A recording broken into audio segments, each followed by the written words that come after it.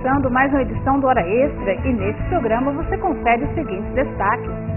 A cultura e o trabalho das famílias japonesas sempre estiveram presentes em Goiás. O Tribunal Regional do Trabalho inaugura mais uma vara do trabalho na cidade de Rio Verde, sudoeste goiano. E no bloco de entrevistas nós conversamos com a psicóloga e supervisora de RH, Priscila Brito, para falar sobre assédio moral no ambiente organizacional. Cerca de 800 famílias japonesas vivem hoje em Goiás. Quem são eles? O que fazem? Confira agora na reportagem especial sobre cultura japonesa em Goiás. 80% da comunidade japonesa de Goiás vive na capital goiana. A maioria deles é de origem Nisei, filhos de japoneses nascidos no Japão. Os japoneses vieram para o Brasil incentivados pelo governo nipônico para trabalhar no campo.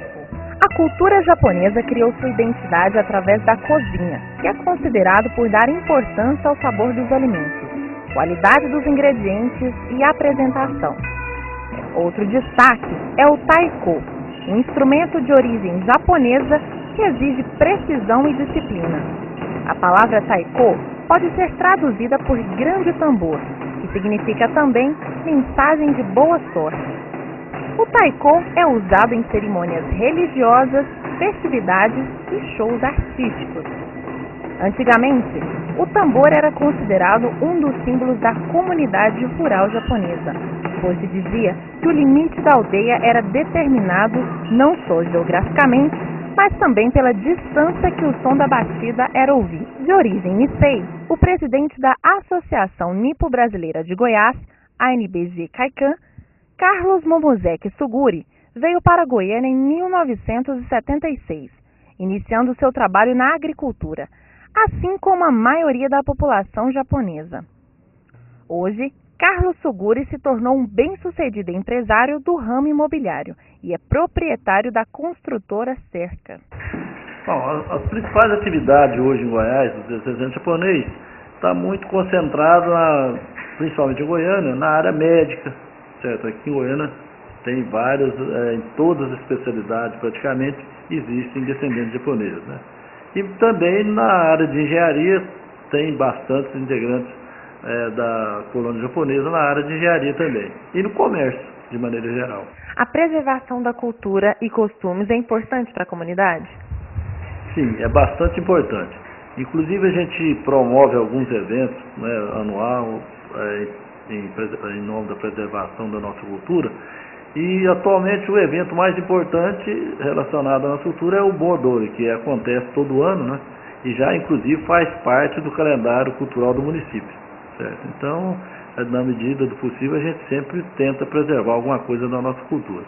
E procura difundir muito a comida, principalmente, né? Então, a comida em Goiânia tem hoje mais restaurantes japoneses do que chineses.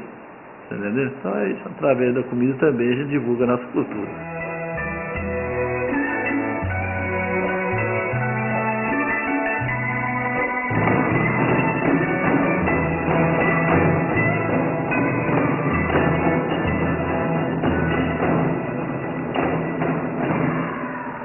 O TRT de Goiás inaugurou a terceira vara do trabalho de Rio Verde.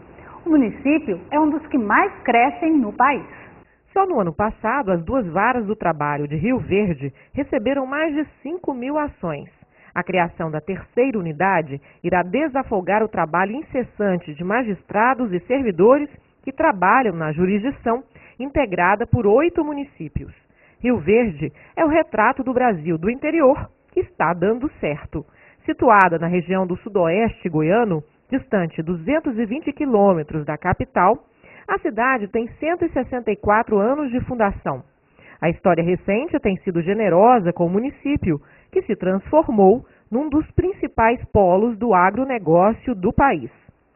Rio Verde ostenta a posição de maior produtor de grãos do estado de Goiás, com 1.200.000 toneladas por ano em culturas variadas, com destaque para a soja, o arroz, milho e feijão. Também é produtor de gado e conta com vários frigoríficos e indústrias de grande porte. Rio Verde tem também um comércio forte e competitivo, suficiente para atender a demanda da população local e regional. A nova Vara do Trabalho de Rio Verde é fruto da Lei 12.478 de 2011, que criou mais 12 unidades para Goiás.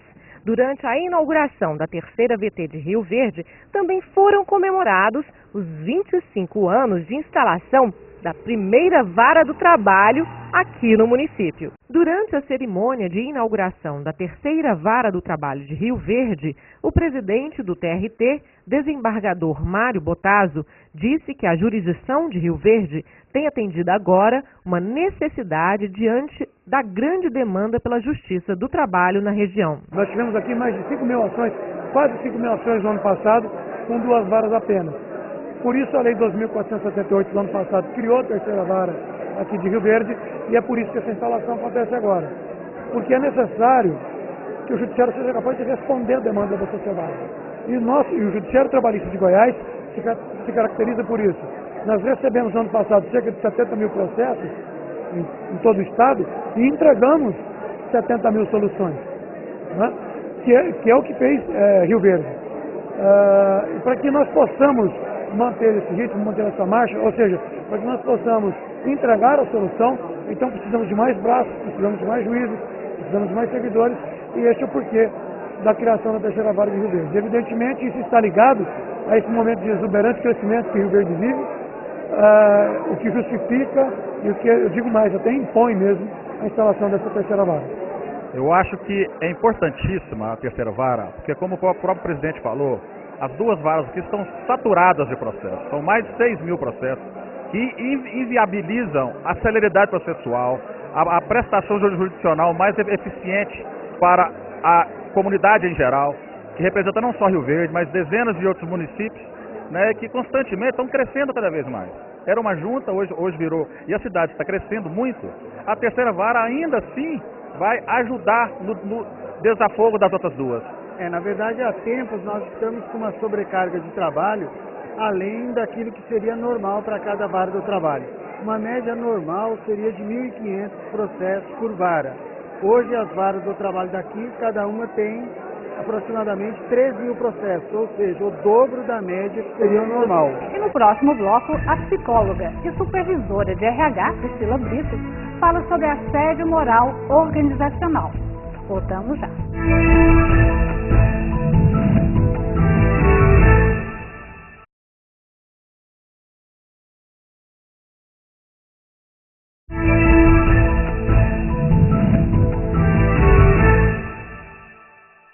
O assédio moral é um tipo de violência laboral que pode trazer problemas inestimáveis, além de comprometer a produtividade do trabalhador, desmoralizá-lo perante os colegas e forçá-lo a pedir demissão. Também pode ser responsável pelo desencadeamento de doenças físicas ou de cunho psicológico. Para falar sobre assédio moral no ambiente de trabalho, conversamos hoje com a psicóloga e supervisora de RH, Priscila Brito. Priscila, pode-se dizer que o assédio moral no ambiente de trabalho tem se intensificado nos últimos tempos, o que torna o fenômeno banal e corriqueiro? Pode sim. O assédio moral, ele existe desde que o trabalho foi criado. Então, atualmente, só a forma de reconhecer o assédio é que mudou. Muitas vezes as pessoas passavam por práticas inadequadas de seus gestores, seus chefes, ou até mesmo colegas de trabalho e não conseguiam fazer esse reconhecimento. Então, como ele data de estudos recentes no Brasil, a gente tem estudos a partir do ano 2000, é que essa disseminação do assédio aconteceu e que as pessoas têm percebido maior intensificação e por isso as pesquisas cada vez mais apontam números maiores. Então, se antes eu não sabia o que era o assédio moral e hoje eu sei, eu consigo perceber se eu já passei por alguma prática desse tipo ou não. Nesse caso, nós estamos falando às vezes de um assédio moral intencional. Realmente o chefe está querendo isolar, prejudicar aquele trabalhador. Mas existe aquele assédio moral que às vezes o próprio assediador não faz intencionalmente ou isso não acontece? O modelo que nós aprendemos com os nossos pais, com os nossos cuidadores, ele reflete muito em como nós vamos agir com os nossos grupos de trabalho. Então, se eu tive uma criação com pais muito autoritários, é possível que eu faça da mesma forma com os meus subordinados. E muitas vezes, sem ver, sem perceber, às vezes de forma até brincando, eu entro num jogo de brincadeira, só que a pessoa que está sendo agredida, não. Então, ao invés de eu estar brincando, eu estou humilhando a outra pessoa, sem perceber. Então, com frases, muitas vezes, que estão inadequadas, né? Ô, fulano, nem criança, até uma criança consegue fazer e você não consegue. Então, de forma sutil, mas é uma forma que vai gerando a humilhação no outro. Quem são as principais vítimas do assédio moral? Existe algum setor da economia em que isso seja mais evidente? Certo. As vítimas, por incrível que pareça, não são aquelas pessoas passivas, não são as pessoas improdutivas, não são as pessoas que geralmente têm problemas no trabalho. São as pessoas criativas, dedicadas, comprometidas.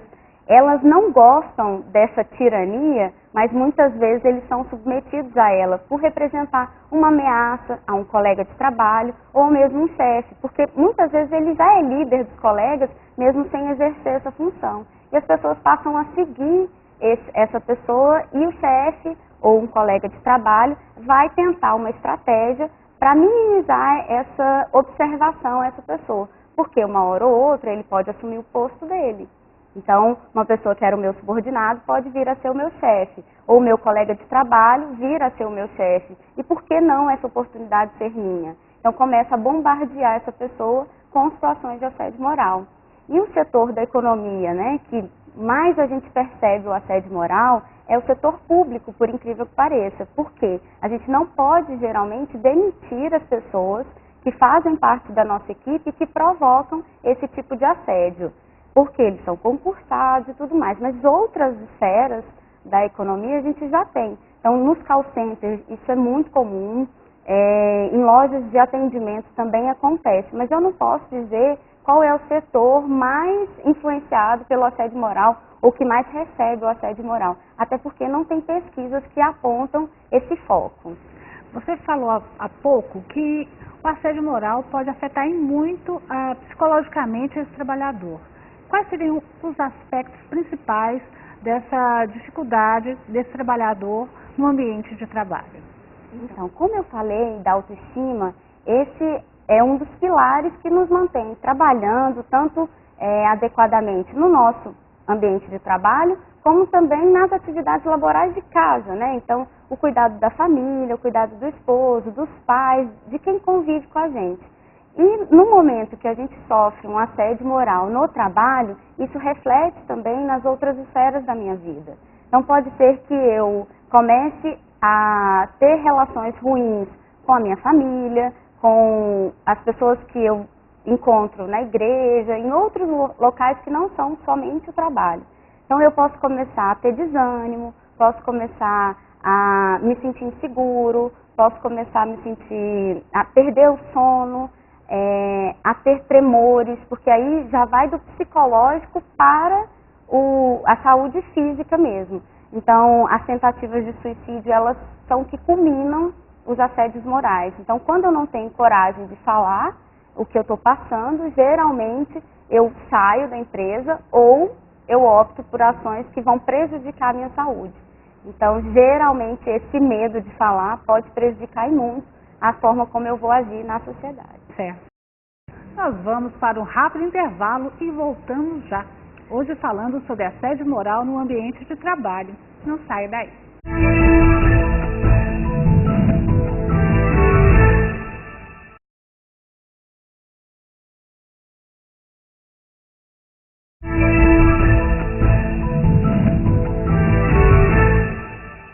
Ora, esse está de volta, hoje falando sobre assédio moral no ambiente de trabalho com a psicóloga Priscila Brito. Priscila, a alta competitividade do mercado, a busca desordenada por lucro e a imposição de metas abusivas no trabalho podem também gerar assédio moral? Pode, com certeza. E aí, principalmente na esfera horizontal. Porque geralmente a competição acontece entre colegas de trabalho. Então, se nós imaginarmos uma equipe de vendedores, onde 2 sempre alcançam metas razoáveis, as metas estabelecidas pela empresa, e num instante um começa a estabelecer novas metas, começa a alcançar coisas que ninguém da equipe fazia. Então, o gestor pode atribuir a ele uma competência maior que os outros. Na verdade, pode ser uma estratégia que ele usou para melhorar as vendas e que ele poderia dividir entre os colegas, né, para aumentar o lucro de todo mundo e assim da empresa, mas ao contrário disso, ele se fecha e começa a usar esse atributo a favor dele, para ele receber melhores comissões e por aí vai. Só que essas pessoas que passaram a produzir em menor escala, anteriormente eram satisfatórias e agora deixaram de ser.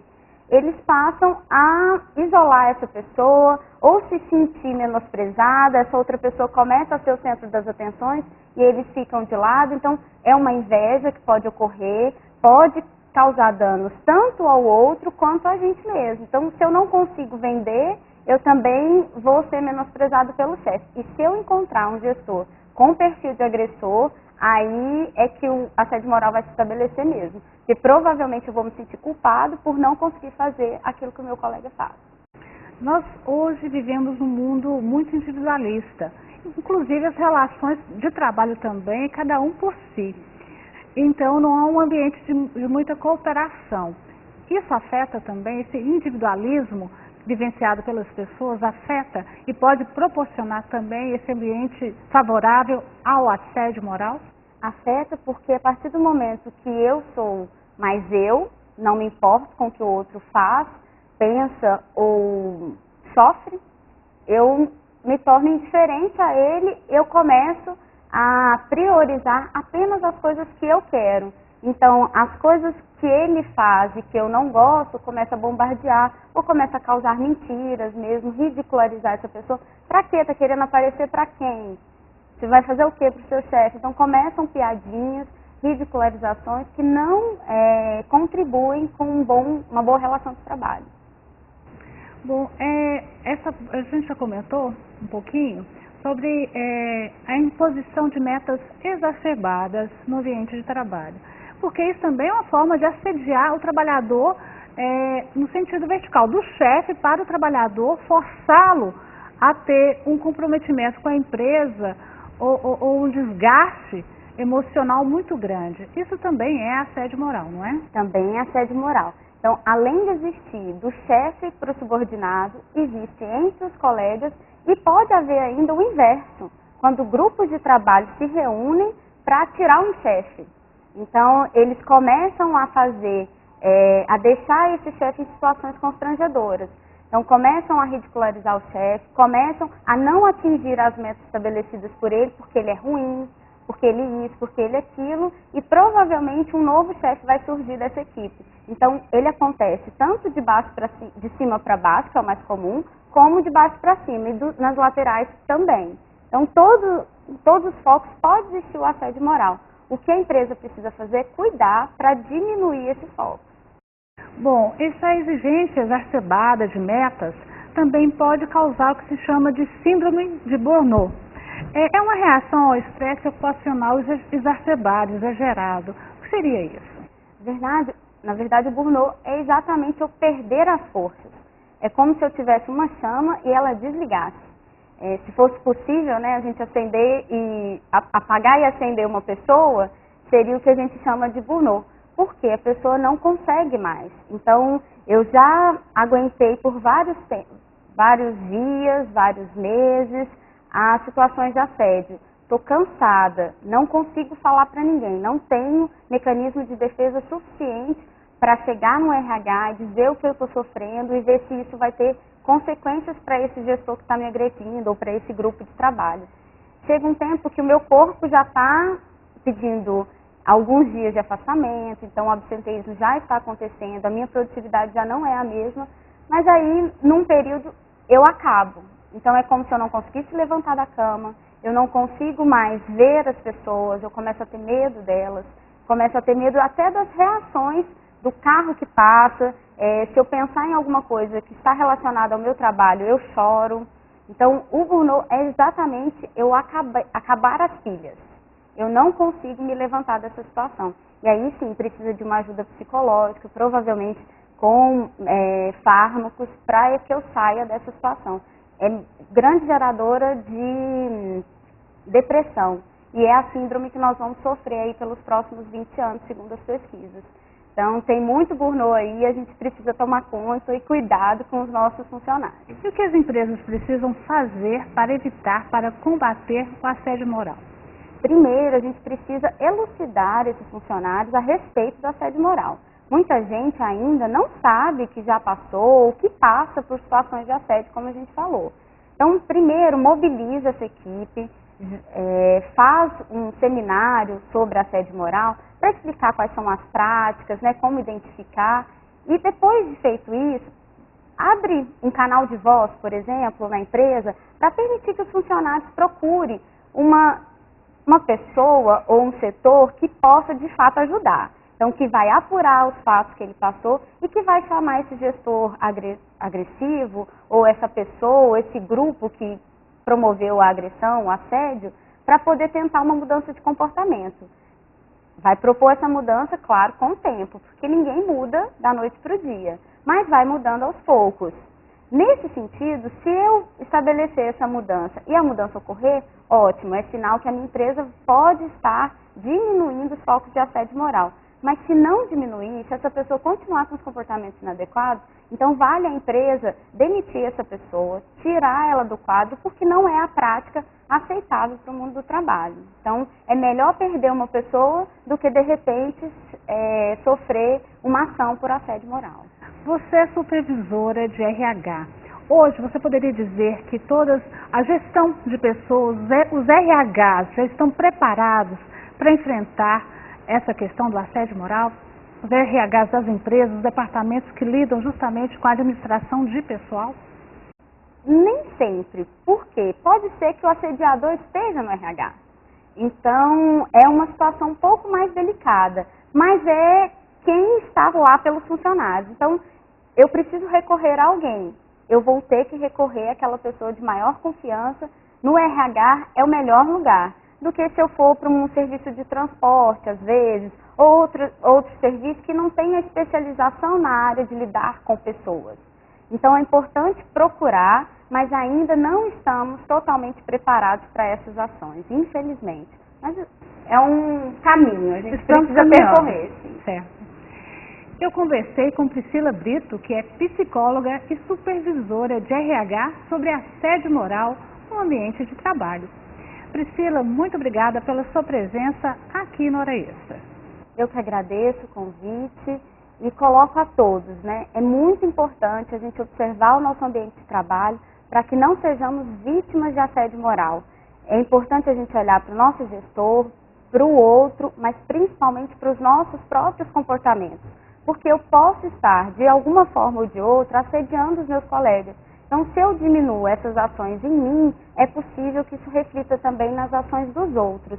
Então, muito cuidado, estejam atentos, sempre que houver uma situação que gere esse constrangimento, essa humilhação, é importante que vocês falem, não deixe nada para depois, né? Às vezes, é preciso esperar um pouquinho o gestor diminuir a fala, diminuir o tom de voz, e depois, em outro momento, chama ele para conversar e tenta esclarecer. Aconteceu alguma coisa, eu vi que você se exaltou comigo, eu queria me desculpar e eu queria, pelo menos, ter condições de não fazer de novo errado. Então, quando eu começo a eliminar essas questões que eu muitas vezes não tenho toda a habilidade, mas às vezes eu vou falando, vou esclarecendo e aos poucos eu vou diminuindo essa possibilidade de assédio. Porque o assédio também não acontece se eu me defendo. Se eu, de alguma forma ou de outra, eu falo para ele que aquilo me causou um constrangimento, é possível que isso diminua. Então, é melhor que a gente seja honesto com a gente do que a gente deixar passar uma situação de assédio. É verdade. Essa edição do Hora Extra chegou ao fim. Muito obrigada pela sua atenção e até a próxima semana. Mais informações sobre a Justiça do Trabalho de Goiás você acompanha no Facebook e no Twitter.